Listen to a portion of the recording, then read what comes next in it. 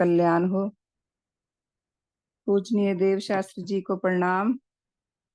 हमारी कुछ समझ में आए। देवात्मा का जीवन मंत्र पढ़ना है ना श्रीमान जी?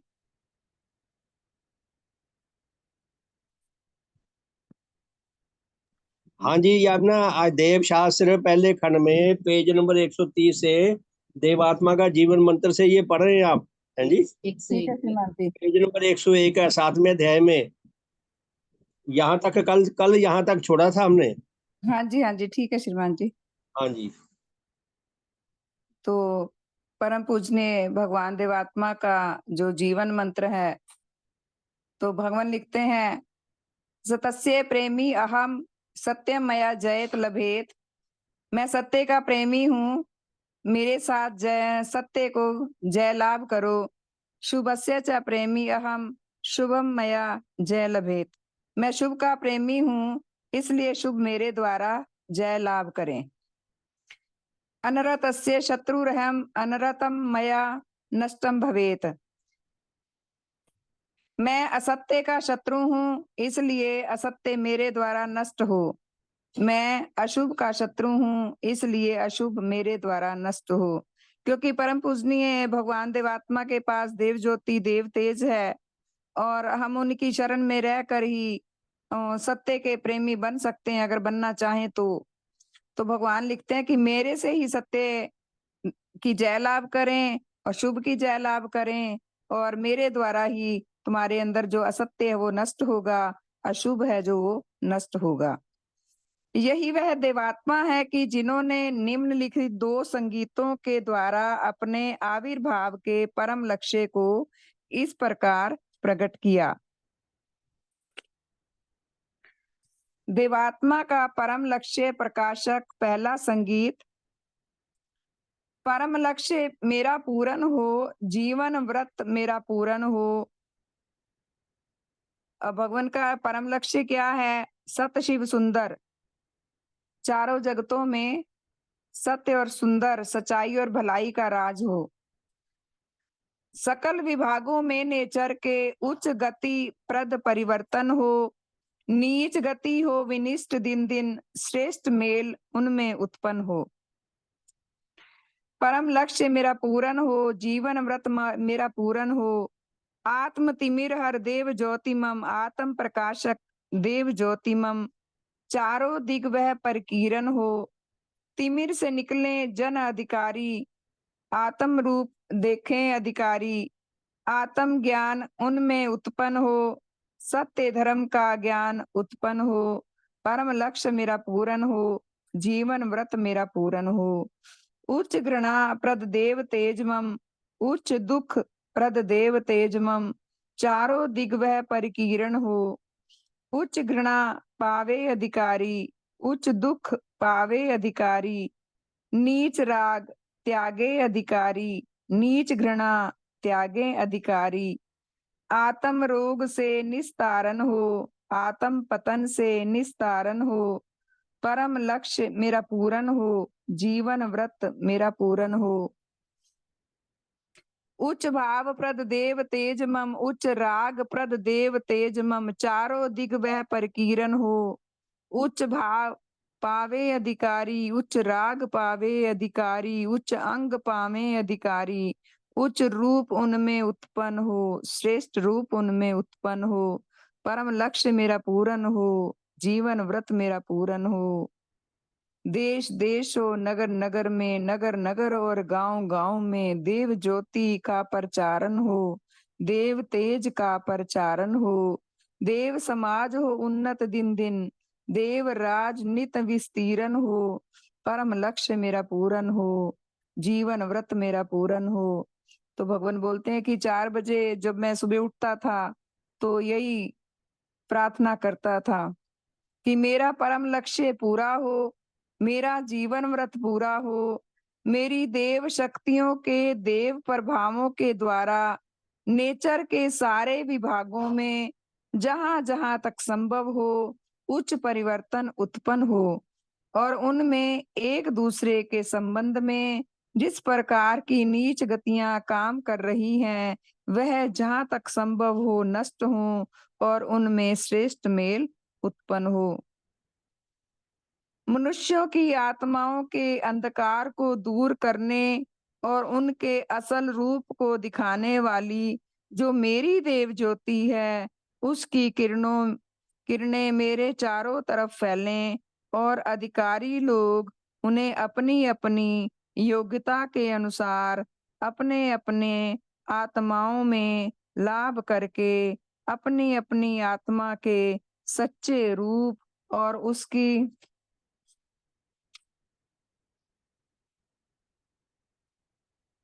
सच्ची अवस्था का ज्ञान लाभ करें और उन्हें सच्चा आत्मज्ञान व सत्य धर्म का ज्ञान प्राप्त हो। मेरे देव तेज के द्वारा आत्मा में सुख विषयक नीच अनुरागों और उसके उलट दुख विषयक नीच घृणाओं के लिए जिस उच्च घृणा और उच्च दुख की उत्पत्ति होती है, उसकी किरणें मेरे चारों ओर फैलें और जो जो लोग जहां जहां तक उन किरणों के पाने और ग्रहण करने की योग्यता रखते हों, उनके भीतर वह मेरे देव तेज की यह किरणें प्रवेश करें और उनके द्वारा उन्हें अपनी अपनी योग्यता के अनुसार आत्मिक रोगों और आत्मिक पतन से सच्ची मोक्ष प्राप्त हो। मेरे देव तेज से मनुष्यों में जिन उच्च भावों व जिन उच्च अनुरागों की उत्पत्ति हो सकती है, उसकी किरणें मेरे चारों ओर फैलें और जो जो अधिकारी आत्मा उन्हें अपनी अपनी योग्यता के अनुसार जहां जहां तक ग्रहण कर सकते हों, उन्हें वह ग्रहण करें और इस विधि से उनके आत्माओं में एक व दूसरे प्रकार के जीवनदायक उच्च भावों व उच्च रागों का विकास हो। प्रत्येक देश और प्रत्येक नगर और प्रत्येक गांव में मेरी देव ज्योति, मेरे देव तेज का प्रचार हो, जिससे जहां एक और देव समाज की दिनों दिन उन्नति हो, वहां दूसरी ओर सच्चा देवराज दुनिया में स्थापित हो। तो प्राय जैसा कि हम देखते हैं कि हम भी उसी श्रेणी में ही हैं कि हमारे अंदर नीच घृणाएं, नीच वासनाएं, नीच गतियां कितना काम करती हैं और हम तो थोड़ा-सा भगवान की शरण में आने से बच गए हैं और मगर हम संसार में देखते हैं तो कितना बुरा हाल है।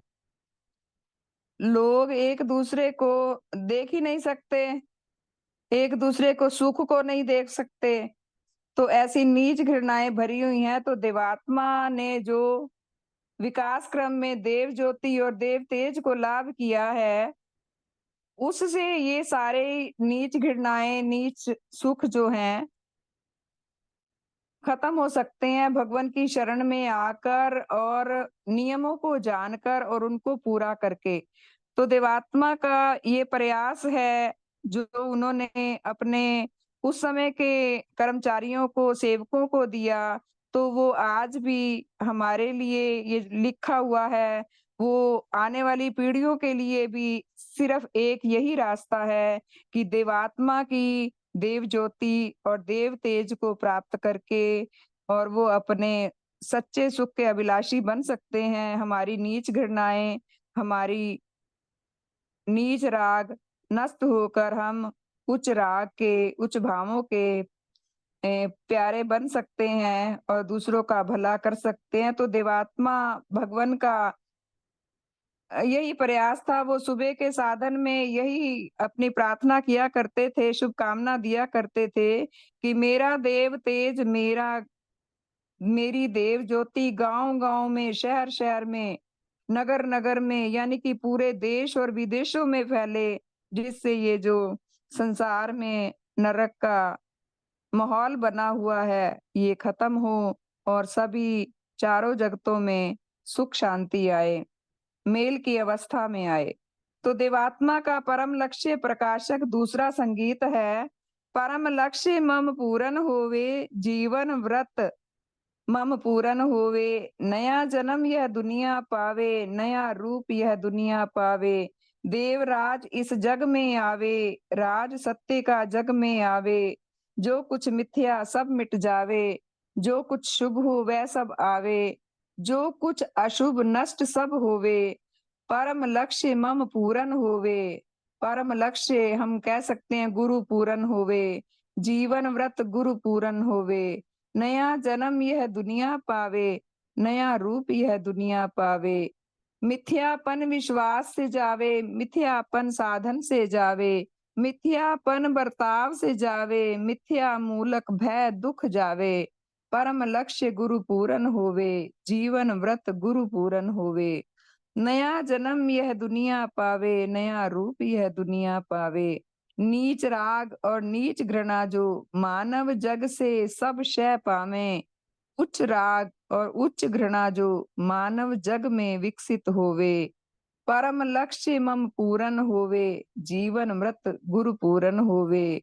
नया जन्म यह दुनिया पावे, नया रूप यह दुनिया पावे। जो कुछ पवित्र वह सब आवे, जो कुछ मलिन सभी वह जावे। जो कुछ सुंदर विकसित होवे, जो कुछ कुत्सित वह शह पावे। परम लक्ष्य गुरु पूरन होवे, जीवन व्रत गुरु पूरन होवे। नया जन्म यह दुनिया पावे, नया रूप यह दुनिया पावे। न्याय सकल जो विकसित होवे, जो अन्याय सभी मिट जावे। जो कुछ पाप सभी मिट जावे, जो कुछ सुनियम वह सब आवे। जो कुछ अनियम वह शह पावे, जो कुछ कुनियम वह शह पावे। परम लक्ष्य गुरु पूरन होवे, जीवन व्रत गुरु पूरन होवे। नया जन्म यह दुनिया पावे, नया रूप यह दुनिया पावे। सुश्रृंखला जो वह सब आवे, विश्रृंखला सब ही मिट जावे। जग में उच्च शांति आवे, नीच कलह सब ही शह पावे। नीच युद्ध सब ही शह पावे। परम लक्ष्य गुरु पूरन होवे, जीवन व्रत गुरु पूरन होवे। नया जन्म यह दुनिया पावे, नया रूप यह दुनिया पावे।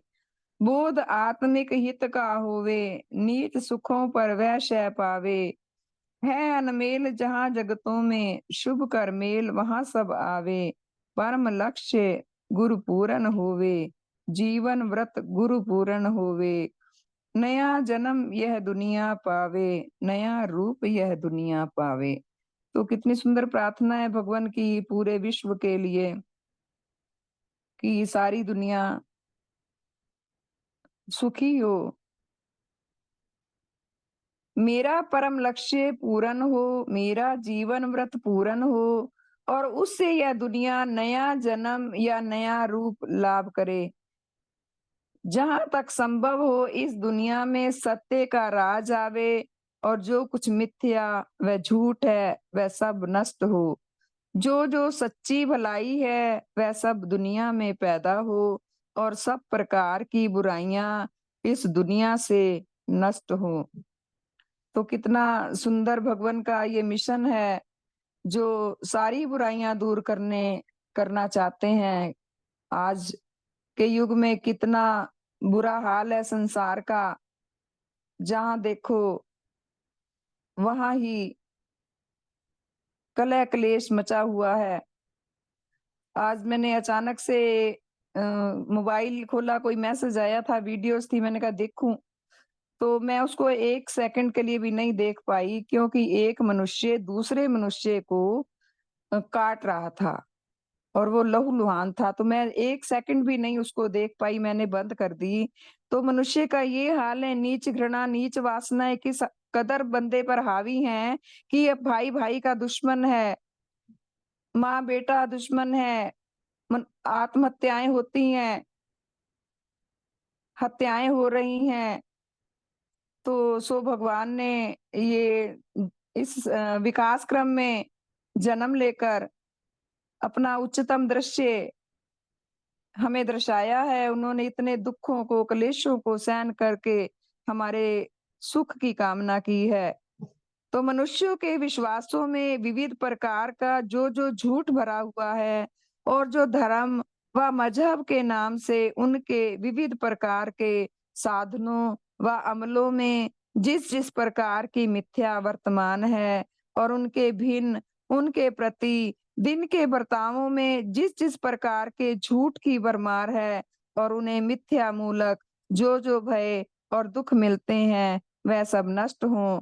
मनुष्य की आत्माओं में जिस प्रकार के सुखों के नीच अनुराग पाए जाते हैं और उनमें एक दूसरे के संबंध में नीच घृणाएं काम कर रही हैं वह सब नष्ट हों और उनमें जीवनदायक उच्च भावों और उच्च घृणाओं की उत्पत्ति हो। मनुष्यों में क्या उनके शरीर और क्या उनकी आत्माओं के लिए जो जो कुछ सच्ची पवित्रता है उनका उसका उनमें बोध उत्पन्न हो और उसके लिए प्यार जागे। जो जो कुछ सच्ची मलिनता है वह सब नष्ट हो। नेचर में जो जो सच्चा पवित्र और हितकर सौंदर्य है उसका बोध और प्यार मनुष्यों में उत्पन्न हो और उसके विरुद्ध सब प्रकार के कुत्सितपन के लिए घृणा जागृत हो।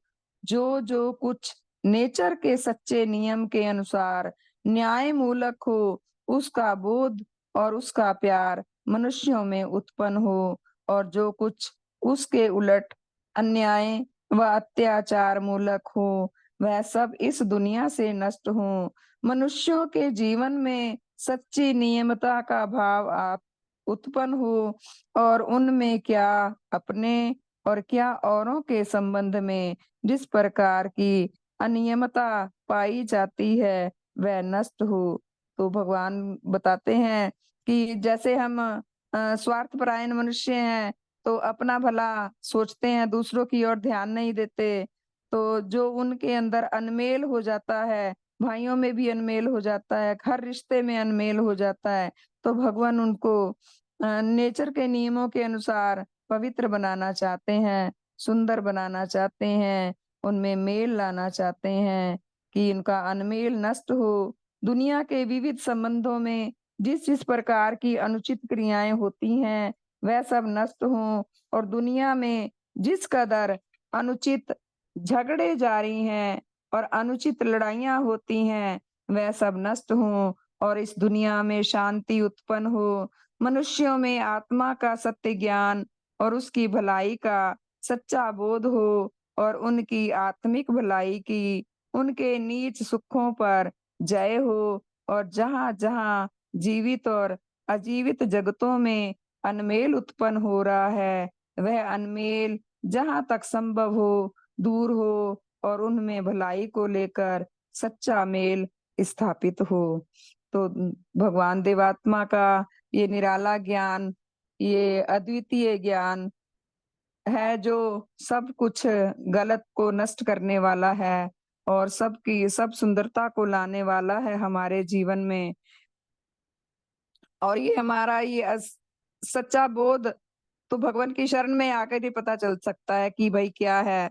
आज श्रीमान भल्ला जी के यहाँ सभा हुई तो उसमें श्रीमान विनोद खेड़ा जी आए हुए थे और श्रीमान जगदीश जी, तो वो कैसे झुक झुक कर भगवान को प्रणाम कर रहे थे और उन्होंने कितना भगवान के मिशन में काम किया। उन्होंने बताया कि मैंने 120 पुस्तकें छपवाई हैं, मतलब 120 पुस्तकें तो अभी भी लिखते चले जा रहे हैं वो, तो कितनी सेवा है ये उनकी। तो ये कितना सुंदरतम दृश्य है, भगवान के मिशन में आने से मनुष्य कैसा हो जाता है। तो ये भगवान का बहुत सुंदर रूप भगवान ने हमें दिखाया है उच्च मेल का।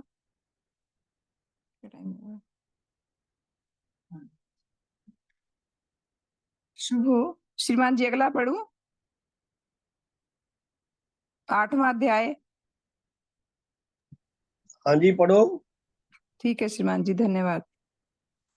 8वां अध्याय नेचर के संबंध में स्मरण रखने के योग्य बड़े बड़े 16 सत्य सिद्धांत। नंबर 1, सब प्रकार के छोटे से छोटे और बड़े से बड़े, अजीवित और जीवित सच्चे अस्तित्वों के समूह का नाम नेचर व प्रकृति है। यानी कि जितने भी छोटे जो हम सूक्ष्म दर्शी से देख सकते हैं, जो दिखाई भी नहीं देते वो, और पहाड़ जैसे बड़े बड़े जीवित और अजीवित, जैसे हाथी हो गया, जीवित हो गया, और जैसे छोटा कोई जीव हो, तो इनके जो समूह हैं, ये कितने बड़े अस्तित्व हैं, तो इनको नेचर या प्रकृति कहा जाता है। नेचर में जितने अस्तित्व हैं, वह सब के सब केवल 2 प्रकार की ही वस्तुओं से मिलकर बने हैं, जिनमें से एक को जड़ और दूसरी को शक्ति कहते हैं।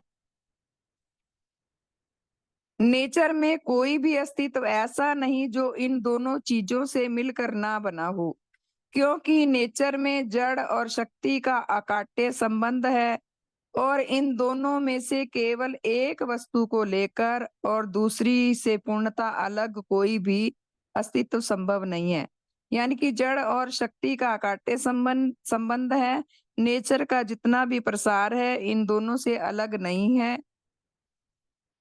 नेचर की जो वस्तु मनुष्य की भारवान बोध होती है, उसके छोटे अंश और उसकी अपेक्षा बड़े से बड़े डील वाले पदार्थ को जड़ पदार्थ कहते हैं। यानी कि जिसमें भी भार होता है,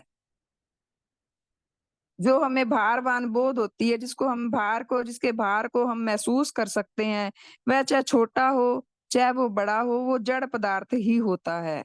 नेचर में जो वस्तु मनुष्य को क्या अपने शरीर के भीतर, क्या अपने शरीर के ऊपर, और क्या अपने से भिन्न किसी और जीवित व अजीवित अस्तित्व को धक्का मारती व लगाती व हिलाती जुलाती है, उसमें किसी प्रकार की गति व चाल पैदा करती है, वह अपनी गति व किसी और जीवित व अजीवित अस्तित्व की गति में रोक डालती हुई, वह अपनी व उसकी गति को पूर्णतः बंद करती हुई बोध होती है, उसे शक्ति कहते हैं। जैसे कि हम किसी भारवान चीज को, चाहे वो लकड़ी की है चाहे किसी के, उसको हम धक्का लगाते हैं, तो वो एक शक्ति है, और उसके अंदर जो भार है वो भी एक शक्ति है, क्योंकि उसके अंदर भार है। सारी नेचर एक पूर्णांग शरीर की न्यायी है, और उसके भीतर के सब अस्तित्व उसी के अंश व अंग हैं। इसलिए वह सब एक दूसरे के साथ साक्षात व असाक्षात, निकट व दूर का संबंध रखते हैं। सारी नेचर पूर्णांग शरीर की न्यायी है। जैसे शरीर के साथ सारे अंग एक दूसरे से जुड़े हुए हैं, एक दूसरे सारे अंगों को मिलाकर शरीर बना है, ऐसे ही जीवित और अजीवित, छोटे और बड़े, सभी पदार्थों को मिलाकर नेचर बनी है। नेचर में कोई अस्तित्व ऐसा नहीं और न हो सकता है कि जो उसके अन्य किसी भी अस्तित्व के साथ कोई और किसी प्रकार का संबंध ना रखता हो, अर्थात वह पूर्णतः स्वतंत्र हो, उस पर किसी और अस्तित्व का कभी कोई प्रभाव ना पड़ता हो। इस प्रकार की पूर्ण स्वतंत्रता नेचर में उसके किसी अस्तित्व के लिए संभव नहीं है। जैसा कि हम बोलते हैं कि नेचर में चारों जगतों का अकाट्य संबंध है, चारों जगत एक दूसरे से मिले हुए हैं। मान लो हम एक चाय का प्याला लेते हैं, तो चाय में चारों चीजें, चारों जगत काम करते हैं।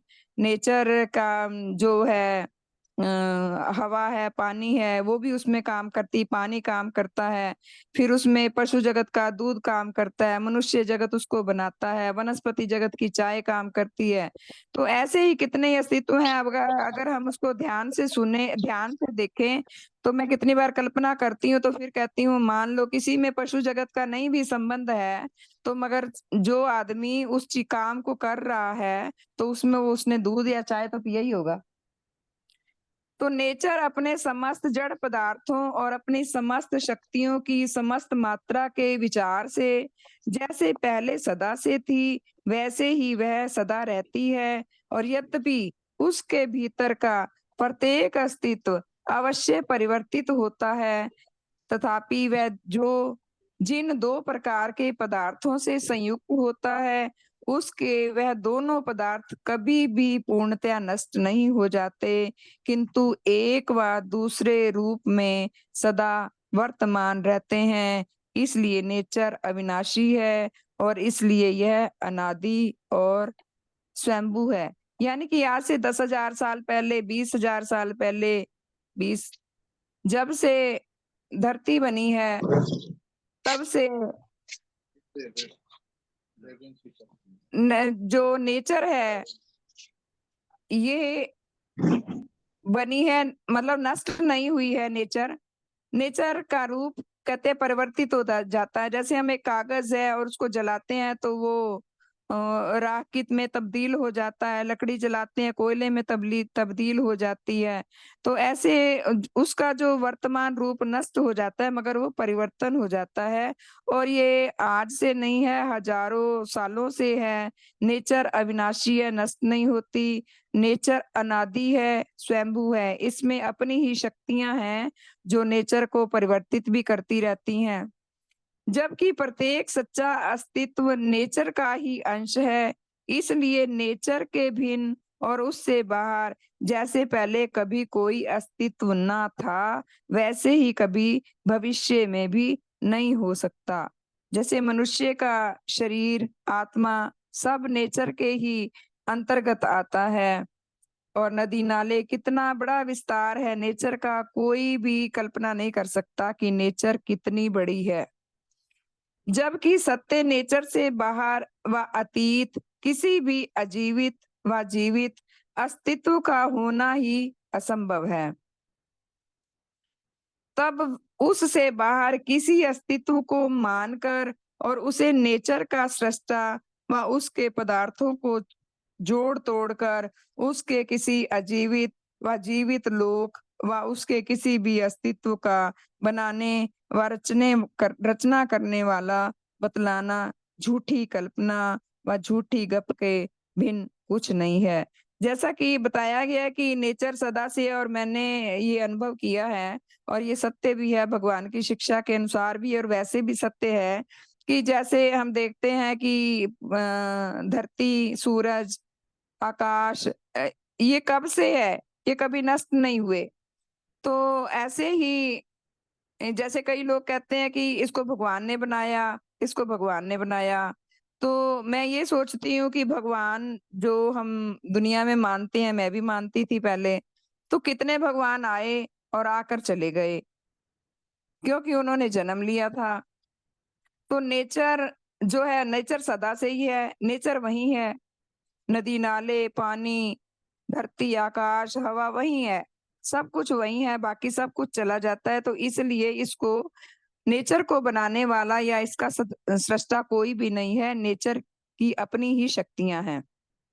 नेचर में जैसे उसके गठन प्राप्त जीवित आकारधारी सब प्रकार के अस्तित्वों में क्या उनकी अपनी अपनी जीवनी शक्तियों के कार्य से और क्या उनसे बाहर की उसकी विविध प्रकार की अन्य शक्तियों के कार्य से प्रतिक्षण परिवर्तन होता है, वैसे ही उसके अजीवित लोकों और उसके अन्य अजीवित व जड़ अस्तित्वों में भी कितनों की अपनी अपनी शक्तियों और उनके भिन्न अपने से बाहर की अन्य शक्तियों के कार्य से और औरों में केवल बाहर की विविध शक्तियों के द्वारा सदा परिवर्तन होता है।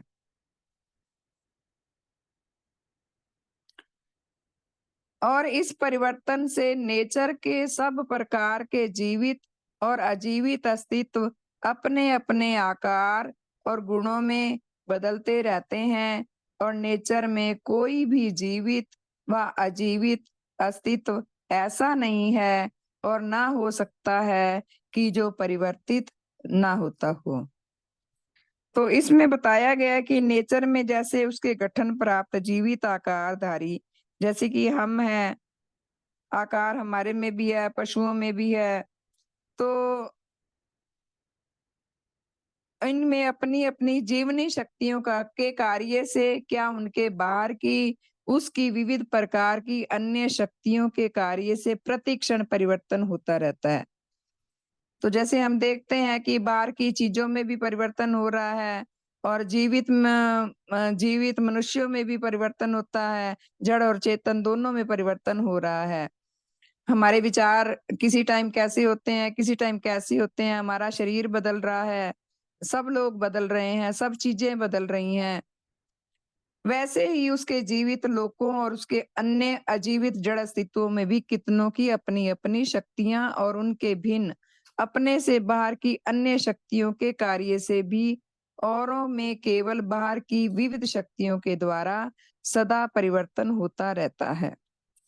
नेचर में उसका प्रत्येक अस्तित्व जब परिवर्तित होता है, तब उससे वह अपने आकार व अपने गुणों में पहले की अपेक्षा या तो नीच व बुरा व पतित व अश्रेष्ठ बन जाता है अथवा उच्च व श्रेष्ठ। इसलिए नेचर के इस लगातार परिवर्तन से उसका कुछ भाग पहले की अपेक्षा दिनों दिन उच्च से उच्च बनता रहता है और उसका कुछ भाग पहले की अपेक्षा बिगड़ता व पतित होता रहता है। इसमें मनुष्य का तो ये है कि अगर अच्छे भाव है तो उच्च व श्रेष्ठ बनेगा, अगर नीच भाव है तो वो पतित होगा और उसका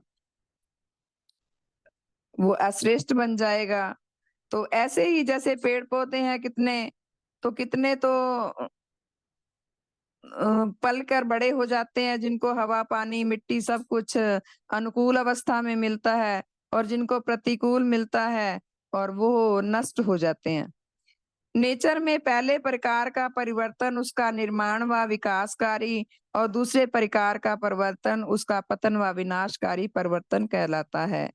कि जो परिवर्तन बुरा होता है अ, वो बुरा होता है। नेचर में पहले प्रकार का परिवर्तन उसका निर्माण व विकासकारी, यानी कि जो अच्छे भाव रखता है तो उसका तो परिवर्तन अच्छा ही होगा, वो विकसित होगा, श्रेष्ठ बनेगा। और जो बुरे भाव रखेगा वो उसका पतन होगा और विनाशकारी परिवर्तन होगा। नेचर में क्या उसके अजीवित क्या जीवित दोनों प्रकार के ये अस्तित्व पतनकारी गतियों में पड़कर बिगड़ते व पतित होते हैं और यदि वह लगातार उसी पतन के क्रम में पड़े रहें तो फिर वह एक दिन अपने प्रथम लब्ध सब गुणों और सब आकारों को खो बैठते हैं और अपने इन व्यक्तिगत आकारों के पूर्णतः खो चुकने पर वह अपने पहले व्यक्तिगत अस्तित्व के विचार से एक दिन पूर्णतः नष्ट हो जाते हैं।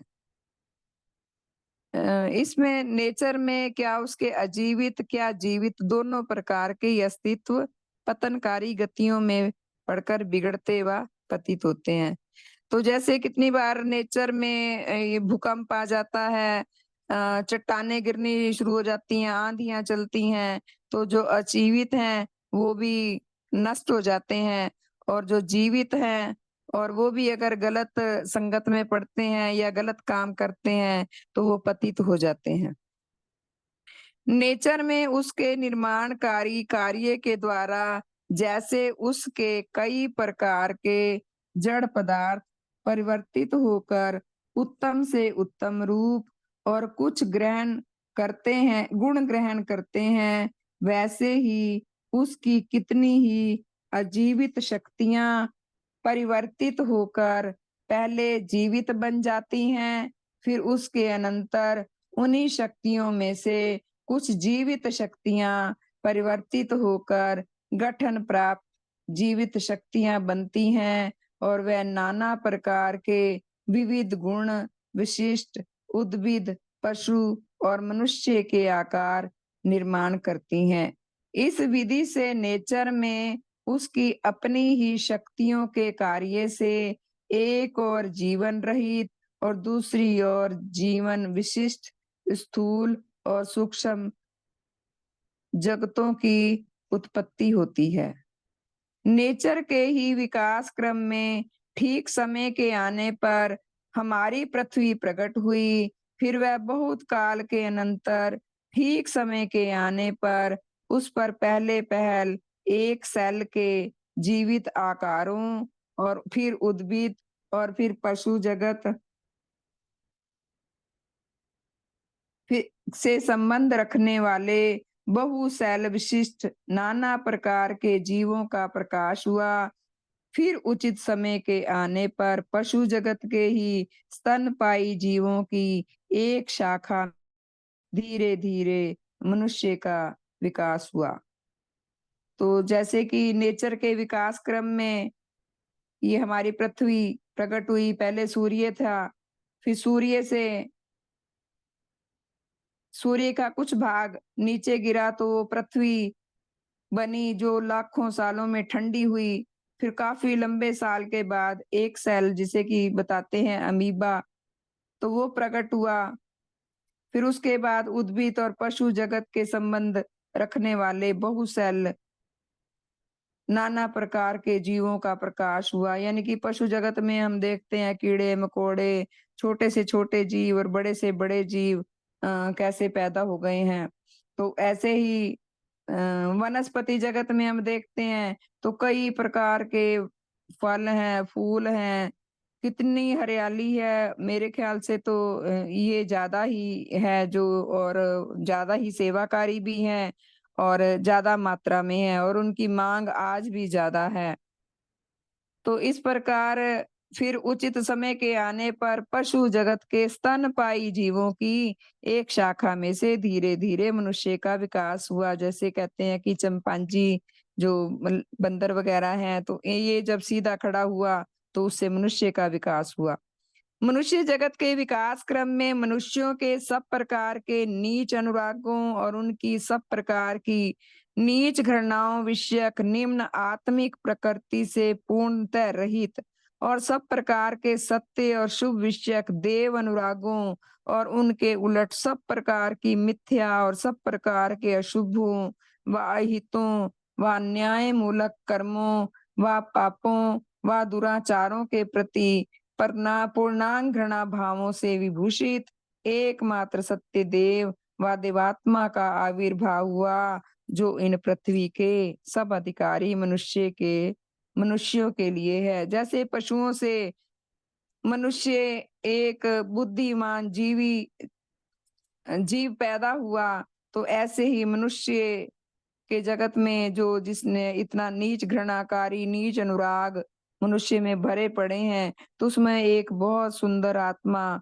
देव आत्मा जिनमें कोई भी असत्य नहीं था, अशुभ नहीं था, घृणा के भाव नहीं थे, तो ऐसी निष्कलंक आत्मा देव आत्मा का आविर्भाव हुआ नेचर के विकास क्रम में। एकमात्र सत्य उपास्य देव हैं भगवान देवात्मा। नंबर 2, धर्म विषय ज्ञान के एकमात्र सत्य शिक्षक व गुरु हैं। अब ये भी हम महसूस करते हैं, हमें अनुभव है कि केवल एकमात्र उपास्य देव देवात्मा ही है, और जो ज्ञान दिया है धर्म के विषय में वो भी केवल एकमात्र देवात्मा ने ही दिया है, वो ही सच्चे शिक्षक हैं। उनकी अपनी अपनी योग्यता के अनुसार उनके एकमात्र सर्वांग और सत्य मोक्षदाता है। चाहे हमारे में योग्यता है या नहीं, मगर ये भी हमें जानकारी है कि देवात्मा ही हमारे सच्चे मोक्षदाता हैं, सच्चे कल्याण करता है। उनकी अपनी अपनी योग्यता के अनुसार उनके एकमात्र सर्वांग उच्च भावों के विकास करता है। ये भी हमें पता चल गया है कि जब हम इस मंडल में बैठते हैं तो हमारी नीच शक्तियां जो हैं, नीच गतियां हमें दिखाई देती हैं और नीच शक्तियां हमारी कुछ सो जाती हैं।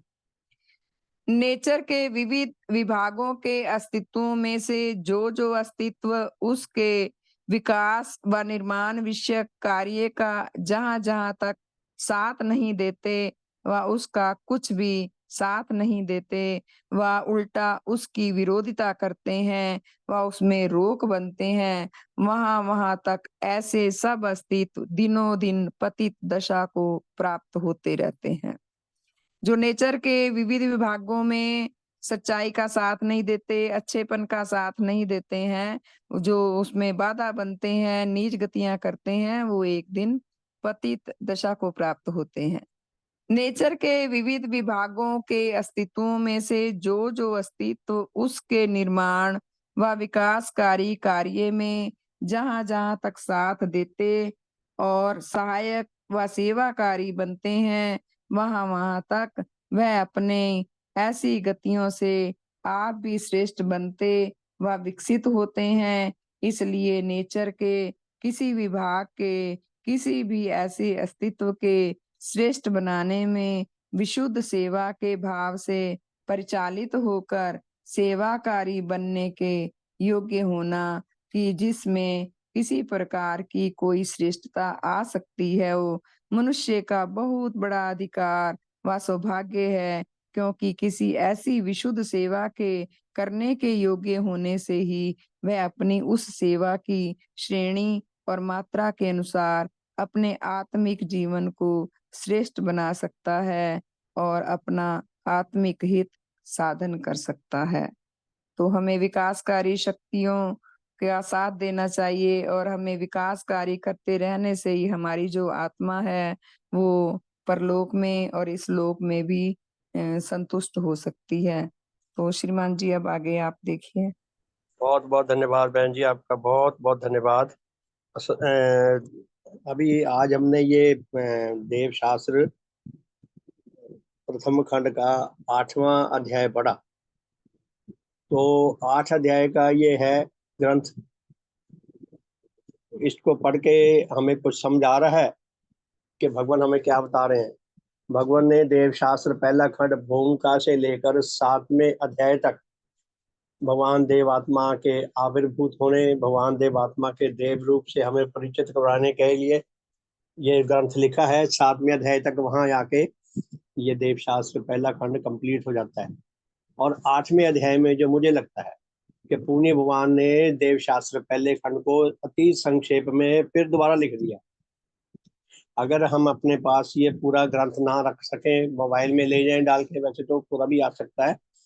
तो जैसे गुटका होता है सरदारों के, शायद आपको पता नहीं है, देव समाज में भी गुटका था एक, मेरे पास था। वो असल में एक अलमारी में सलाब चढ़ गई, उससे गल गया, उर्दू में था। तो उसमें से मैंने कई संदेश डाले हैं। तो हमारे पास एक गुटखा होना चाहिए, छोटी पॉकेट बुक जिसे कहते हैं। उसमें हमारे पास भगवान देवात्मा की मूल शिक्षा कुछ कुछ वो होने चाहिए। अगर किसी नए जन के साथ हमें कोई वार्तालाप करने का अवसर मिलता है, हम उसको बता सकें। तो पुण्य भगवान ने देव शास्त्र पहले खंड के 8वें अध्याय में सारे देव शास्त्र पहले खंड को संक्षेप में रिपीट कर दिया। तो बहुत ही सुंदर, बहुत ही भव्य पुस्तक है और बहुत ही हमारे लिए ज्ञानवर्धक है। तो आशा करता हूँ आपको बहुत अच्छी लगी होगी। अगर आप चाहें तो इस देव शास्त्र को हम पुनः दोबारा शुरू कर सकते हैं, पहले खंड को ही, या भगवान देवात्मा ने संकलित रचनाएं लिखी हैं, 6 खंड हैं उसके। तो पहले खंड में तीन पुस्तकें ऐसी हैं जो देव शास्त्र पहले खंड के साथ काफी इसके निकट है। अगर चाहें तो हम उसमें से पाठ कर सकते हैं। तो धर्म संधियों से प्रार्थना है कि आप सलाह दें कि आगे से कौन सा ग्रंथ शुरू करें। देव शास्त्र दूसरा खंड शुरू करना है या संकलित रचनाओं में वो जो है विनाश और विकास, पहला एक चैप्टर ये है, एक किताब ही है, वो पुस्तक है। और एक फिर है सिद्धांत दर्पण, और एक है विज्ञान मूलक सद्धर्म, विज्ञान मूलक सद्धर्म शिक्षा, कुछ ऐसा नाम है, मैं नाम भी भूल जाता हूँ। तो 3 किताबें हैं जो इससे पहले ग्रंथ से जुड़ती हैं। उनसे भी हमारा इसका भी हमें और ज्ञान मिलेगा। विज्ञान मूलक तत्व शिक्षा है, ठीक है। तो अगर चाहें तो संकलित रचनाएं पुस्तक से हम पाठ शुरू कर सकते हैं। कृपया अपनी अपनी सलाह दें। और बाकी आज का जो मंथन होना था, राजेश रमानी जी बिजी थे, इसलिए राजेश रमानी जी से मेरी प्रार्थना है कि वो वीरवार को प्रातः के साधन में ये मंथन का अपना साधन भी करा सकते हैं। तो मंथन भी का भी इसमें साधन करवा सकते हैं। तो बहुत बहुत धन्यवाद। हाँ जी, कोई सलाह दें आप, क्या कौन सा ग्रंथ शुरू करें? श्रीमान जी शुभ हो। शुभ हो श्रीमान जी। श्रीमान जी, सिद्धांत दर्पण से तो मेरे ख्याल से कंफ्यूजन होगा, क्योंकि उसकी तो सत्य धर्म सार लिखी हुई है ना। नहीं नहीं, सदर्म सार को साथ रखेंगे उसके, ऐसा नहीं है, कंफ्यूजन नहीं, नहीं है। वो कंफ्यूजन सदर्म पैदा सार करेगा में श्रीमान जी, उसकी भाषा क्लिष्ट है, और अब उसमें इतनी चीजें हैं जो इसमें नहीं है। वो धर्म मैं संबंधी जो नए मैं इधर मैं है, वो आपको कंफ्यूजन होंगे उसमें भी और उसमें भी, दोनों में बीच में। बट आपको तो कंफ्यूजन सब पता है, आपकी तो बात कंफ्यूजन तो अलग है। वो उसमें सत्य। कंफ्यूजन हो जाएंगे, डामाडोल होते रहेंगे, इसलिए वो तो रहने दो सिद्धांत दर्पण। और सब अच्छा जी, चीजें और ले लो। तो फिर बताइए कौन सा ग्रंथ शुरू करें। इनमें से ले लो आप, जो भी ये बता रहे हैं संकलित रचनाओं में से, तो तीनों एक को, तो है तीनों जो भी है विकास संकलित और, रचनाएं, वे ले लो। हाँ दो पुस्तकें हैं, विकास और विनाश, और एक है विज्ञान मूलक तत्व शिक्षा। हाँ, तो वो ये दो ले लो पढ़ पहले, लेंगे। फिर देवसात दूसरा खंड शुरू करेंगे। हाँ उसके बाद फिर दूसरा खंड शुरू करेंगे। ठीक है जी, बहुत बहुत ये धन्यवाद। रहने दो सिद्धांत दर्पण, वो हाँ, कंफ्यूजन पैदा करेगा श्रीमान जी। नहीं कंफ्यूजन तो नहीं पैदा करता, उसमें से सरल करके लिखा है। देवात्मा, देखो देवात्मा का अपना अधिकार था, देवात्मा की विवशता भी थी, जितना देवात्मा ने। वो ठीक है श्रीमान जी, अगर पढ़ना तो सत्य धर्म सारी पढ़ लो। सुनिए, प्लीज सुनिए जरा। देवात्मा ने उसमें काफी कठोर शब्दों में आलोचना की है। वो देवात्मा की अपनी विवशता थी, अगर वो ना करते हमें पता नहीं चलना था कि कौन इसी सा मत वजह से कहाँ तो खड़ा है। श्रीमान जी उसे रहने दो। और संघीय ये जो सतधर्म सार है, इसमें सरल करके लिखा है हाँ। उसी का निचोड़ ही, ऐसी बात नहीं है। तो उसको ठीक है ना पढ़े, कोई दिक्कत नहीं है, मैं तो बहुत पढ़ता हूँ, मुझे तो बहुत आनंद आता है, बहुत नहीं, स्पष्ट होता आपकी है। बात अलग है, लेकिन कई वही मैं बार कह रहा, आपकी नहीं, बात अलग हाँ, है। वो धर्म संबंधी कंफ्यूज होंगे वो। इधर शिक्षा फिर ये नहीं, है, पूर्व उसको नहीं परीक्षा पढ़ेंगे, इसमें होवे, और वो उसको नहीं उधर वहां पढ़ेंगे कंफ्यूज होंगे, और वो होच पोच हो जाएगा। हाँ उसको नहीं पढ़ेंगे, जिसने पढ़ना हो वो अपने निजी तौर पे पढ़ ले अपने पास घर पे। वो पढ़ ले, ठीक वो है, अलग बात है। हाँ ठीक है, वो संकलित उसमें भी रचनाओं में कंफ्यूज ही से। होगा, उसमें भी हाँ कंफ्यूज जी, होगा पढ़ के वो उसे। संकलित रचनाओं में से हम वो दो उसके पुस्तकें पढ़ेंगे, एक तो विनाश और हाँ, विकास की। संस्कृत रचनाओं में से ले लो, उसे पढ़ के वो हाँ फिर भी कंफ्यूज ही हाँ होगा। जी, हाँ, ठीक है जी। उसके बाद फिर देवशास्त्र दूसरा खंड शुरू करेंगे। ठीक है जी, हाँ। बहुत बहुत धन्यवाद। तो जय ध्वनि करके आज के साधन को विराम देते हैं। भगवान देवात्मा की जय, भगवान देवात्मा की जय, भगवान देवात्मा की जय, भगवान देवात्मा की जय। सबका शुभ हो। मोहन अधिकारी जी, आप कुछ कहना चाहते हैं श्रीमान जी। जी नहीं श्रीमान जी, वो गलती से हो गया। अच्छा अच्छा, कोई बात नहीं, धन्यवाद जी। ठीक है जी, बहुत बहुत धन्यवाद। फिर रात को मिलते हैं 8:40 पे, और भजन रात्रि होगी आज, तो सब तैयारी करके आए। बहुत बहुत धन्यवाद। मैं चाहूंगा सारे पार्टिसिपेट करें, चाहे एक एक पद गाएं या व्याख्या करें, हमें अपनी हाजिरी लगवानी चाहिए। कुछ हमारे पास जो भी अनुभव है उसको शेयर कर सकते हैं हम। बहुत बहुत धन्यवाद। फिर रात को 8:40 पे मिलेंगे जी। धन्यवाद जी।